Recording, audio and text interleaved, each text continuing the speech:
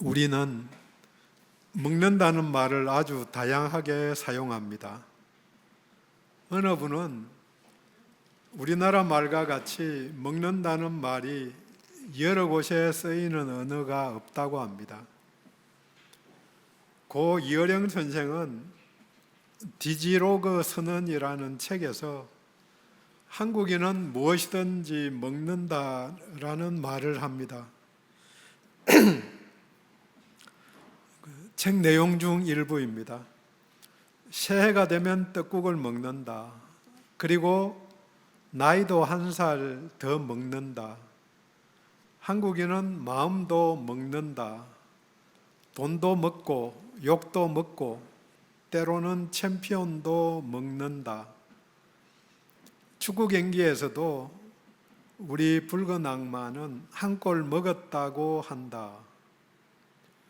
먹는다는 말이 곳곳에 음식을 먹는 것 외에도 다양하게 쓴다는 거죠. 그렇게 생각해 보면 먹는다의 기본적인 의미가 몸이나 정신의 영역으로 어떤 것이 들어온다. 내 영역으로 무엇이 들어오는 것은 내가 먹었다. 그래서 내 영역 안에 돈이 들어오면 돈을 따먹었다.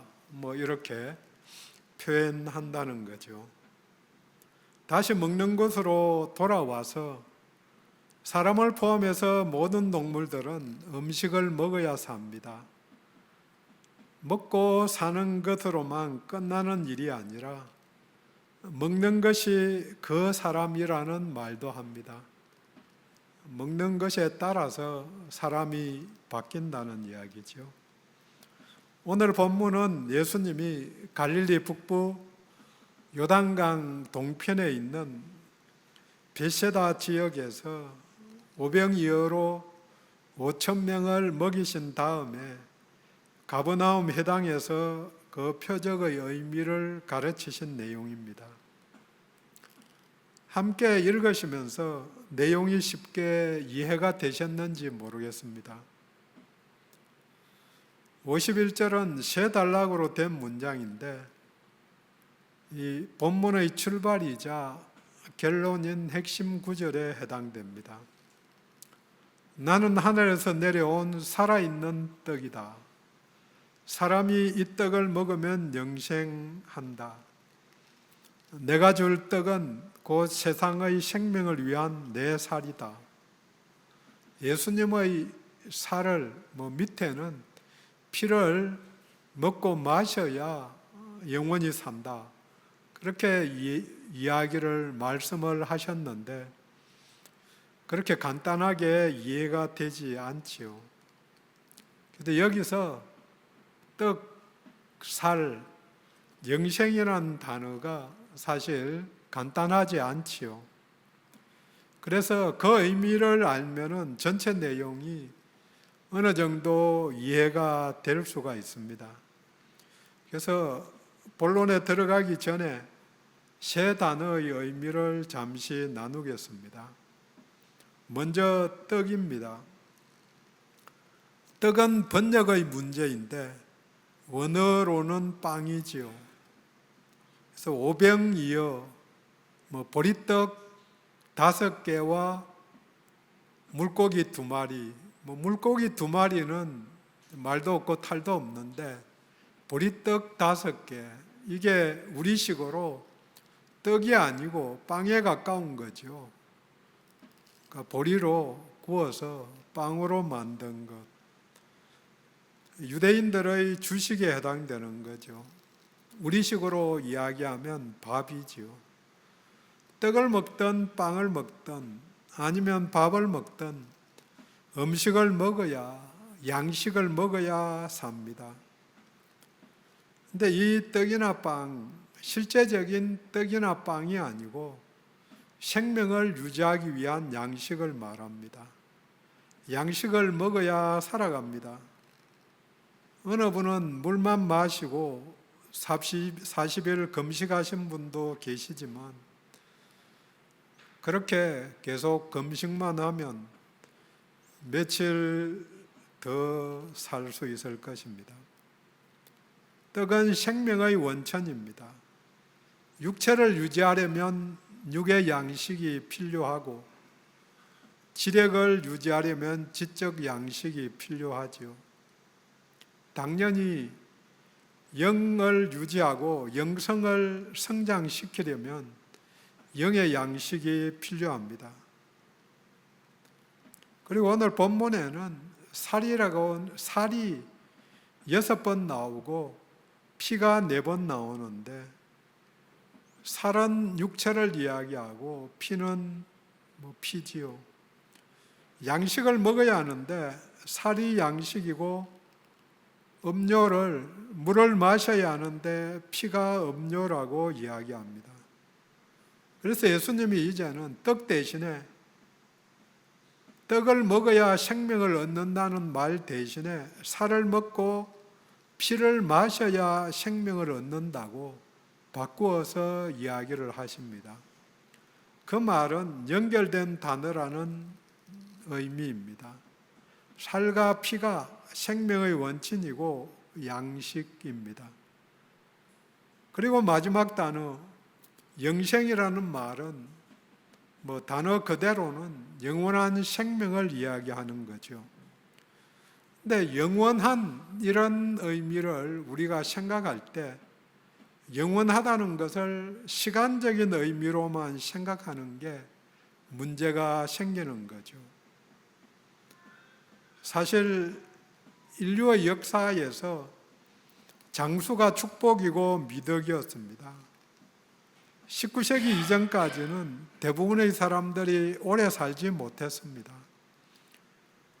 환갑잔치를 할 만큼 60년 산 게 오래 살았기 때문에 마을의 잔치가 되는 거죠.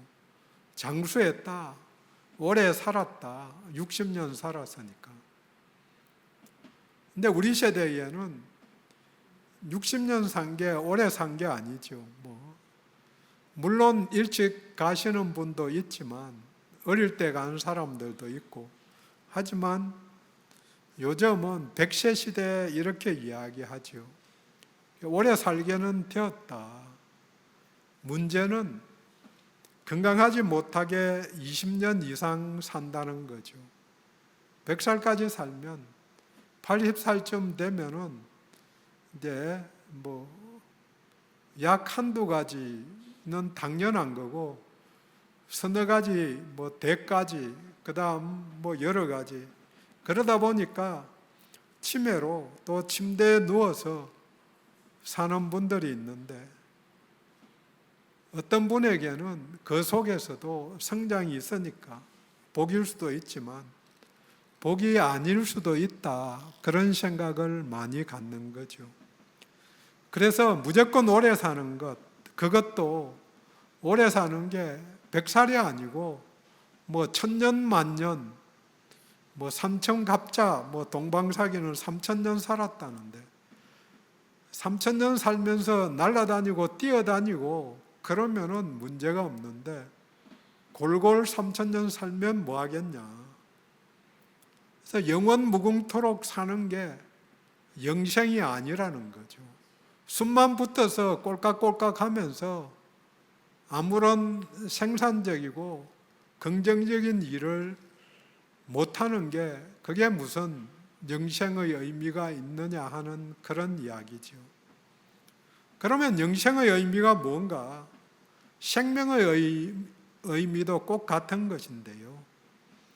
영원하신 하나님, 그분의 통치하에 하나님 나라 안에서 사는 게 생명이고 영생이라는 거죠.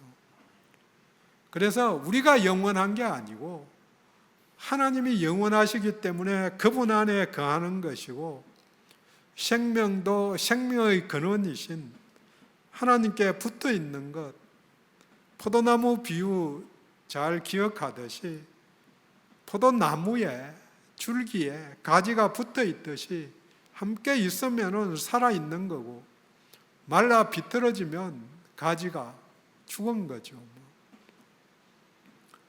붙어 있기만 하면 하나님이 다 하셔서 영양분을 공급해 줄 거니까 그러면 온전함이 있고 평강이 있는 거죠. 그래서 우리의 일상에서 내가 불안하고 평강이 없다, 그러면 거꾸로 생각해 봐야 되는 거죠. 내가 하나님 안에 있는가? 하나님께 내 인생을 다 맡기고 있는 건가? 하나님이 주인이신 건가?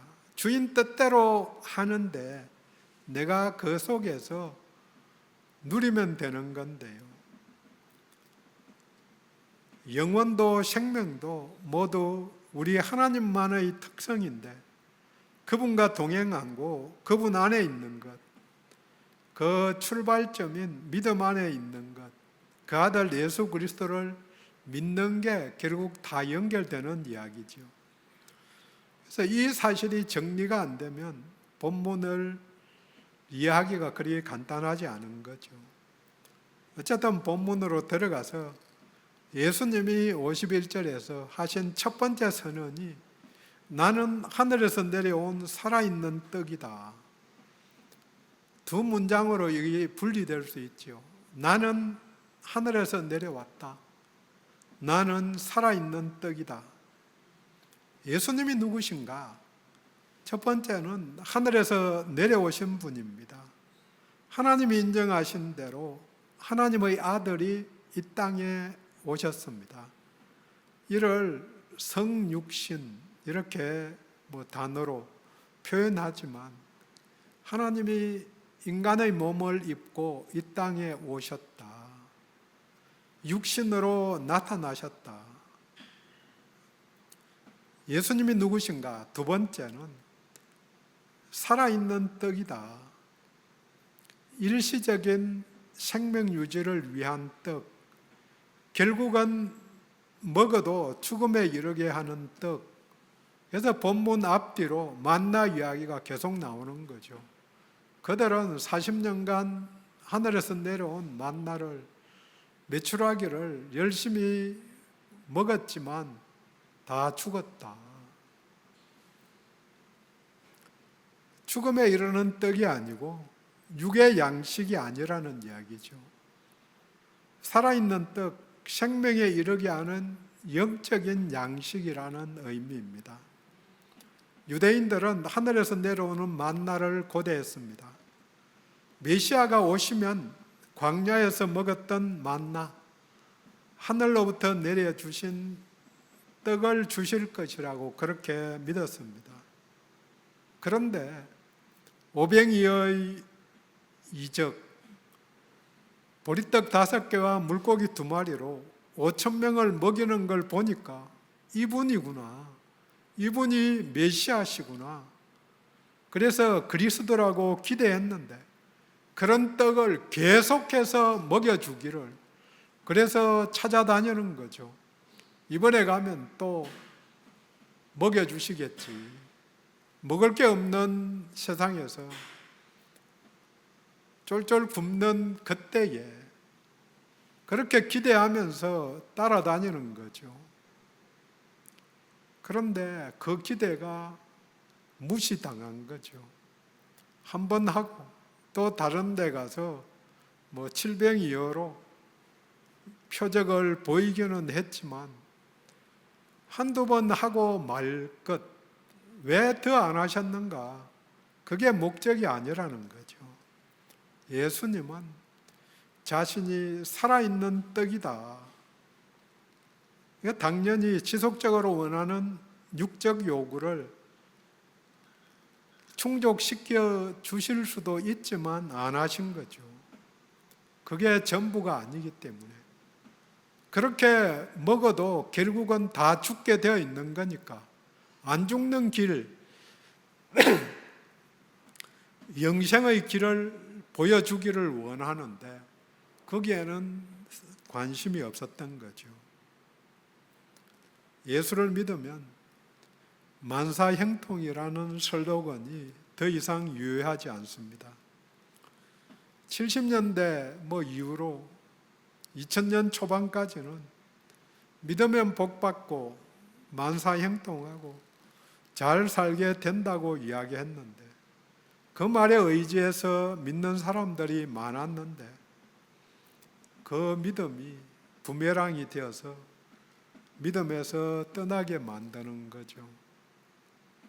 충분히 잘 살게 되었으니까 이전식으로 생각하면은 잘 먹고 잘 살면 자살률이 없어져야 되는데 누가 이야기를 합니다.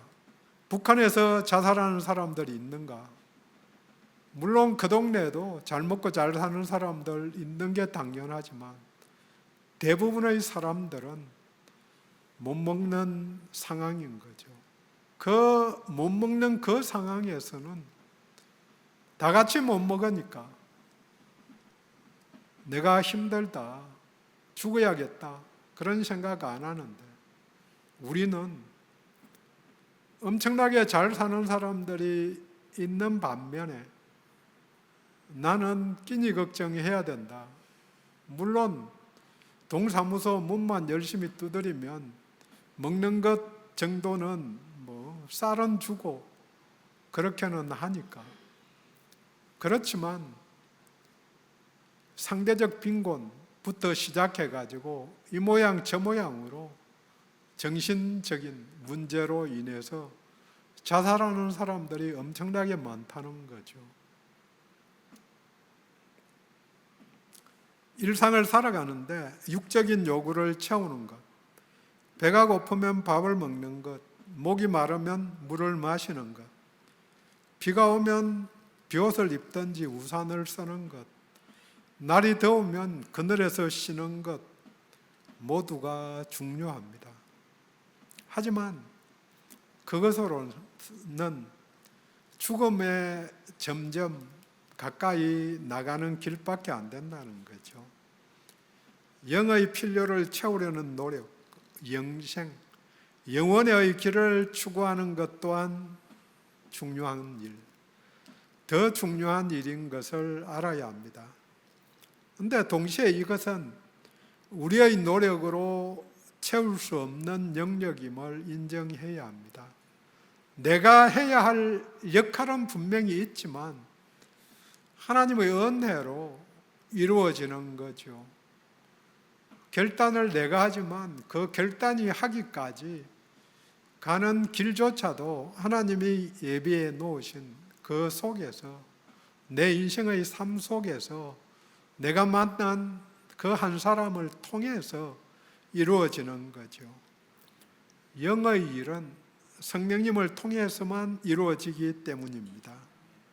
또 영적인 일은 영적인 것으로만 분별이 가능합니다.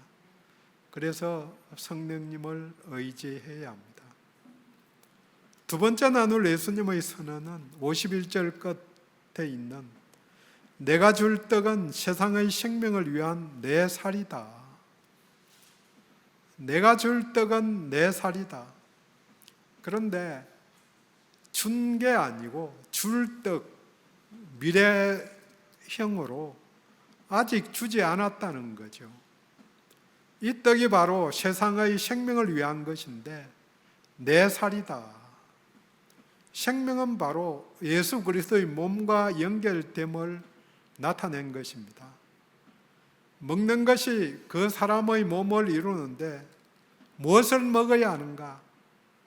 예수님 자신의 살과 자신의 피를 먹고 마셔야 한다고 반복해서 이야기하십니다. 53절에서 56절까지 부정문으로 긍정문으로 또 반복해서 말씀하십니다. 55절에 내 살은 참된 양식이요 내 피는 참된 음료로다. 이 선언을 듣고 유대인들 사이에 분열이 일어납니다. 52절에 유대인들이 서로 다투어 이르되 서로 간에 말다툼을 한 것입니다. 왜요? 이해가 잘 안 되니까. 우리도 마찬가지일 수 있습니다.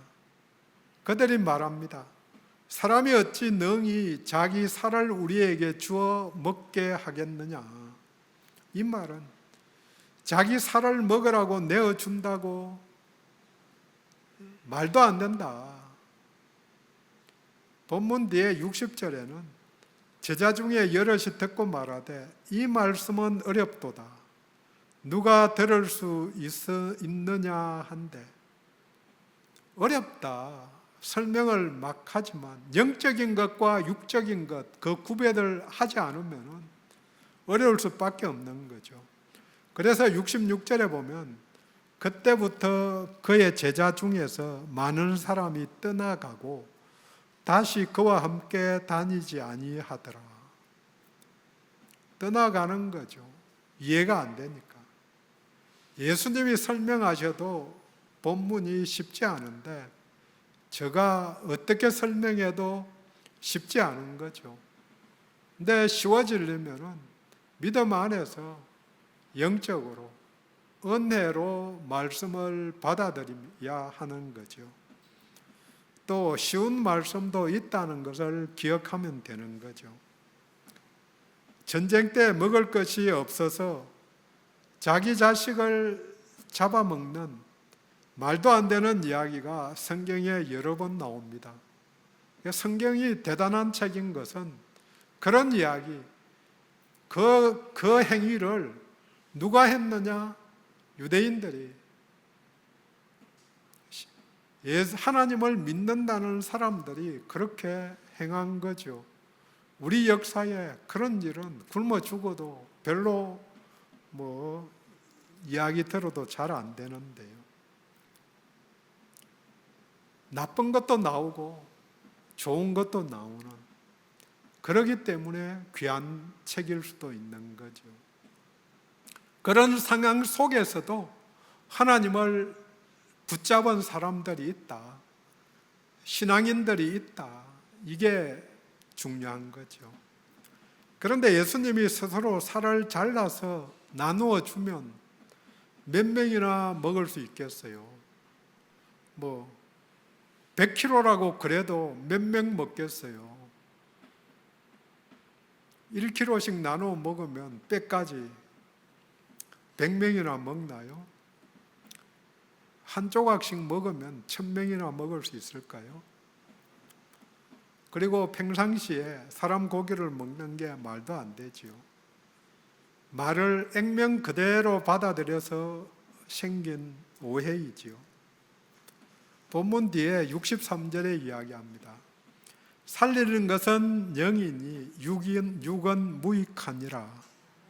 내가 너희에게 이런 말은 영이요 생명이라. 영이 생명이다. 육적으로 해석하고 하려고 하는 순간에 오해만 생기고 떠나갈 수밖에 없는 거다. 영을 살리는 말씀, 영을 살리고 또 생명을 위한 말씀을 하신 것입니다. 유대인들의 질문과 같이 사람이 어찌 능히 자기 살을 주어 먹게 하겠습니까? 그 힌트가 하늘에서 내려온 떡, 또 줄 떡에 있습니다. 하늘에서 내려온 것은 과거에 예수님이 아기 예수로 오셨을 때 성육신 하시어 오신 걸 이야기하고, 내가 줄 떡, 미래형이라고 처음 말씀드렸는데 아직 이루어지지 않은 것입니다. 언제 이루어지는가? 십자가에서 희생 제물이 되어 돌아가실 때 손과 발이 찢어지고 옆구리에 창에 찔려서 피를 흘리시고, 살이 찢어지고 피를 흘리셔서 대속의 제물이 되신 것입니다. 나를 위해서, 내 죄를 대속하기 위해서 어린 양이 피를 모두 흘려서 죽고 살을 나누어 태운 것입니다. 흠없는 어린 양이신 예수님이 속죄 양이 되셨습니다. 그 이야기를 미리 하신 것입니다. 그래서 결론적으로 세 번째 나눌 예수님의 선언이 51절 중간에 있는 내용입니다. 사람이 이 떡을 먹으면 영생하리라. 58절 끝에는 단순하게 반복합니다. 이 떡을 먹는 자는 영원히 살리라. 영생한다, 영원히 산다. 54절에서는 영생을 가졌다, 한다, 산다, 가졌다. 다양한 표현을 쓰면서 반복해서 이야기를 하죠. 생명의 떡을 먹는 자는 이 땅에서 영생을 누리는 것입니다. 영생에는 조건이 있습니다. 바로 떡이신 예수를 먹어야 한다. 받아들여야 한다. 우리말은 뉘앙스가 딱 맞습니다. 받아들여야 한다. 예수를 먹는다. 받아들인다. 곧 예수를 믿어야 합니다. 이 말의 부정문이 53절입니다. 인자의 살을 먹지 아니하고 인자의 피를 마시지 아니하면 너희 속에 생명이 없느니라. 먹고 마시면 생명이 있는데, 영생이 있는데 먹고 마시지 않으면 없다. 죽음입니다.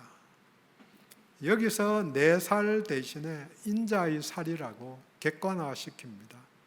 종말에 오실 메시아를 다니엘서에서 인자라고 그렇게 표현하는데 스스로 오실 그 사람, 메시아라고 자인하신 것입니다.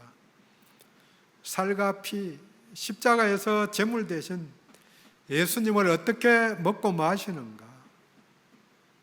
이 먹고 마심을 47절에서는 진실로 진실로 너희에게 이르노니 믿는 자는 영생을 가졌다.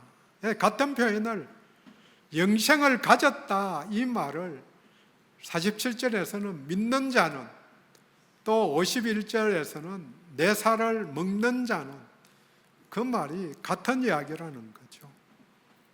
다른 데서는 요한복음 1장 12절은 영접하는 자, 곧 그 이름을 믿는 자는 하나님의 자녀가 되는 권세를 주셨으니, 그 이름을 믿는다는 뜻이 뭔가? 영접하는 거다. 그렇게 믿는 자가 영접하는 자, 예수님을 그리스도와 주님으로 받아들이는 자를 말합니다. 또 그 사람이 누군가? 하나님의 부르심 앞에 돌아가는 자, 예수님 앞에 돌아오는 자, 예수님이 부르실 때, 내게로 오라고 하실 때 나아가는 자, 꼭 같은 말이죠.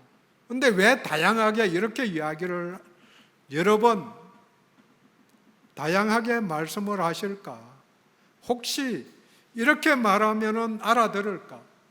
또 이런 모습으로 이야기를 하면 알아들을까? 그래서 어떤 사람은 믿음이라는 단어를 붙잡고 나가는 사람이 있고, 또 어떤 사람은 영접이라는 말, 하나님 앞에 나가야 된다 이 말을 붙잡고 나가서 구원받은 사람이 있는 거죠. 나는 어느 길을 가든가 내가 살아온 인생 역정이 다르기 때문에 한마디로 이야기할 수 없지만, 예수님은 그래서 여러 가지 언어를, 단어를 쓰신 것이죠. 정리해 보면 본문에서 주님의 살과 피를 마시는 자는 예수를 주님으로 영접하는 자이고 예수를 주님으로 믿는 자입니다. 주님의 부르심에 응답해서 주님 앞에 나온 자입니다. 신앙을 고백한 자입니다. 또 이 떡은 차별성이 있습니다. 58절에 이것은 하늘에서 내려온 떡이니 조상들이 먹고도 죽은 그것과 같지 않다. 하늘에서 내려왔지만 조상들이 먹고도 죽은 만나와 다르다. 육의 양식은 어찌되었든 일시적이지만 영의 양식은 생명으로 연결되기 때문입니다. 살과 피를 먹고 마신 자에게 주어지는, 생명을 얻은 자에게 주어지는 특권이 있습니다. 56절에 내 살을 먹고 내 피를 마시는 자는 내 안에 거하고 나도 그의 안에 거하나니, 상호 내주하심이 있습니다. 예수와 성도, 제자와 완전한 연합을 이야기합니다. 또 우리들의 육신이 하나님과 우리가 만나는 장소입니다. 그래서 고린도전서 3장 16절은 너희가 하나님의 성전인 것과 하나님의 성령이 너희 안에 거하는 것을 알지 못하냐? 우리 몸이 하나님의 성전이 됩니다. 장소가 성전이 아니고, 어떤 분들은 예배당이 성전이라고 이야기하지만 예배당은 예배당일 따름입니다. 성전이 어딘가? 내 몸이, 내게 하나님이 들어와 계시니까 내 몸이 성전이고, 그래서 내 몸이 거룩한 것이고 거룩하게 나타낼 수 있는 거죠. 이 연합이라는 특권 때문에 생명이 주어지고 영생을 누리는 것은 물론 열매를 맺게 됩니다. 먹을 것이 눈앞에 아무리 많아도 집어서 입에 넣고 또 씹어 삼키지 않으면 배고픔에, 영양 공급에 아무런 도움이 되지 않습니다. 씹어서 삼키고 소화가 되고 흡수되어서 내 몸과 동화되어야 내 피가 되고 살이 되는 것입니다. 어디까지 가야 되는가? 먹어서 내 몸과 일체가 되어야 되는 거죠. 일체가 안 되면은 다 배출이 될 수밖에 없는 거죠. 그래서 일체가 되면 나를 통해서 예수님이, 나를 통해서 하나님이 나타나게 되는 거죠. 누가 이야기하는데 카페에 가서 앉아 있는데 누가 와서 묻더랍니다. 목사님이시지요? 그래서 저 이야기는 아니고, 저는 목사같이 안 생겼는지 묻는 사람이 아무도 없었는데, 그 이야기 듣고 야, 대단하다. 그게 보이는 사람이나 그걸 또 보고 물어보는 사람이나, 그래서 그날 카페 커피값 안 냈다고 그 이야기를 했는데요. 들었으면 나오게 되어 있어야 되는 거죠. 내 몸인데 영적으로 같은 과정을 거치게 됩니다. 그래서 예수 안에 거하는 것, 예수 안에, 예수님이 믿는 자 안에 거하게 됩니다.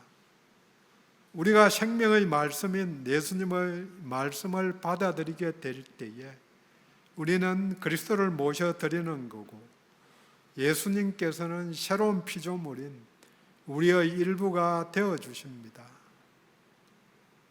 내주하심에 대한 이 특권으로 인해 주어지는 현재의 복이 영생과 더불어서 57절에 나옵니다. 내가 아버지로 말미암아 사는 것 같이 나를 먹는 그 사람도 나로 말미암아 살리라. 이 말은 힘과 능력의 근원이 하나님, 예수님께 있음을 드러낸 것입니다. 내가 아버지의 힘과 능력으로 사는 것 같이 나를 먹은 사람도 나의 힘과 능력으로 살 것이다. 아멘입니다. 우리는 능력이 없지만, 우리는 온전하지 못하지만 예수님 안에 있으면 그분의 능력으로 살아가게 됩니다. 그로 말미암아 살고 있는지 살펴보기를 원합니다. 이 연합, 하나됨으로 인해 주어지는 미래의 복이 54절 끝입니다. 마지막 날에 내가 그를 다시 살리니니, 현재 생명을 가진 자만이 마지막 날에 부활로 나타날 것입니다. 내가 그를 다시 살리리니, 먼저 일어나신 예수님이 모두를 다시 일으키실 것입니다. 이 복을 받으신 모두를 축하드립니다. 한 가지 이야기만 더 붙이고 마무리하겠습니다. 천안에 명물이 호두과자라고 이야기를 합니다. 근데 호두과자는 신복순 권사 부부가 맨 처음에 만들었는데요. 그분이 호두과자를 만들고 그 다음 이익금으로 교회를 7개, 개척교회를 지원해서 건축이 되게 만들었다고 이야기합니다. 그런데 제가 소개해 드릴 것은 호두과자를 팔면서 전도지를 꼭 넣어서 팔았고, 지금도 그 자녀들이 이어서 하면서 팔고 있다고 합니다. 그 전도지 내용입니다. 고 신복순 여사 부부는 1934년부터 학화 호두 과자를 개발하여 지금까지 고객 여러분들께 봉사해 왔습니다. 저희는 앞으로도 계속하여 성심껏 제공하여 드릴 것입니다. 하지만 이 빵 역시 삶 자체를 풍성하게 하는 생명의 빵은 아닙니다. 호두빵보다 더 맛이 있고 한번 먹으면 배고프지 않는 생명의 빵, 생활을 풍부하게 하는 생명의 빵을 소개해 드리고자 합니다. 바로 하나님께서 우리에게 보내주신 예수 그리스도이십니다. 우리 생명의 빵이 되시는 예수 그리스도를 만나보지 않으시겠습니까? 가까운 교회에 나가십시오. 이전보다 훨씬 행복하고 평안한 나날이 되실 것입니다. 정리합니다. 59절을 중심으로 본문을, 51절을 중심으로 본문을 나누었습니다. 51절의 새 선언 안에 구원받는 믿음의 핵심, 믿음의 정수가 모두 들어 있습니다. 예수님이 하늘에서 내려오셔서 성육신 하셨습니다. 십자가에서 살이 찢기고 피를 흘려서 대속의 제물 되심, 또 마지막 날에 있을 몸의 부활입니다. 예수를 믿어야 합니다. 예수를 받아들여야 합니다. 기도합니다.